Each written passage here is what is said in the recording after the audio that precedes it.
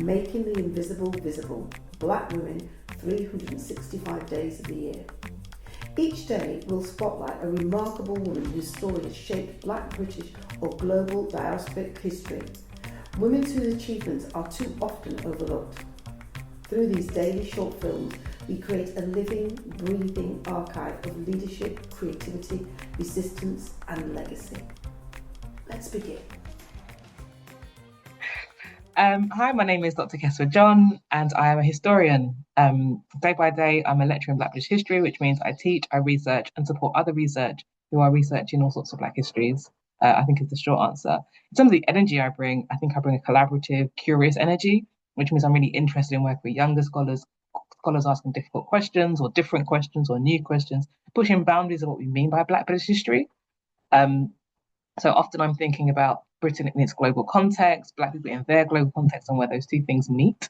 But beyond that, I'm probably just like a very normal Black girl from South London who just got really into books and history.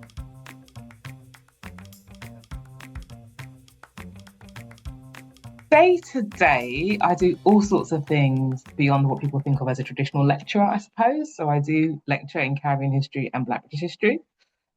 Which means I run seminars, I meet with students, I support dissertations for master's students, for PhD students, for undergraduate students. But also, I suppose, beyond that day to day, there's also work. I'm the reviews editor for Social History Journal, which it means I also am interested in adult education. So I support projects for physical education, I support projects around training staff in areas of Black history for organisations that have a large community of, or service users who are Black, and their staff would benefit from understanding the history of those communities better. I've run a festival of Black history, which kind of like was a sort of arts-based approach. I'm particularly interested, I suppose, on the day-to-day in supporting and facilitating intellectual exchanges beyond the institutions, beyond the university, because lots of people are interested in Black history that are never going to come into one of my classes, which is normal because lots of people have finished their studies. But they're still interested. I think history is one of those subjects that you can have a lifelong interest in. So I'm really keen, really, to kind of acknowledge that and support that with my work.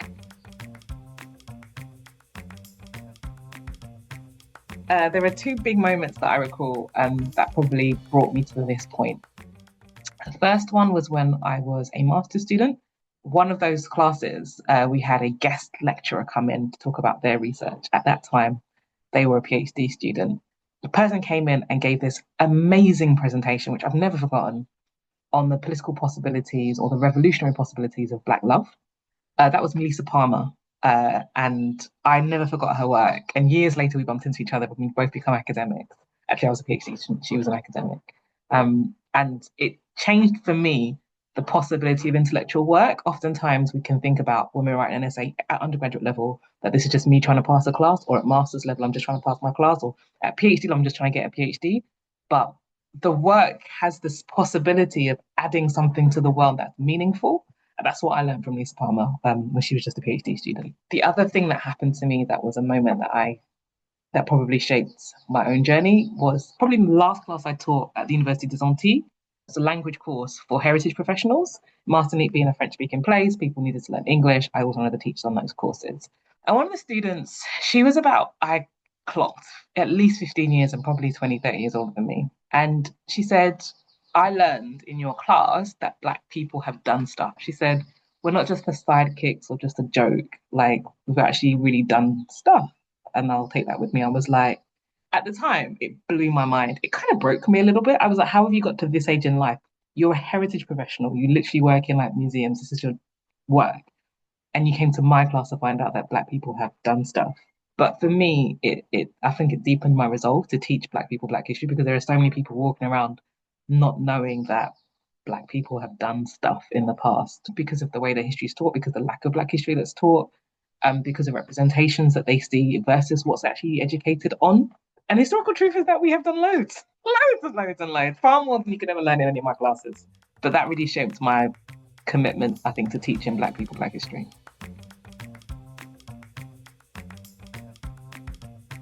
It's the public stuff that keeps me going because the day to day can be really hard in the institution. The public work, the film screenings, the conversations that we have at the film screenings when people come along and engage in intellectual debate based on what we saw on the screen together, the collaborations that I've got to be a part of.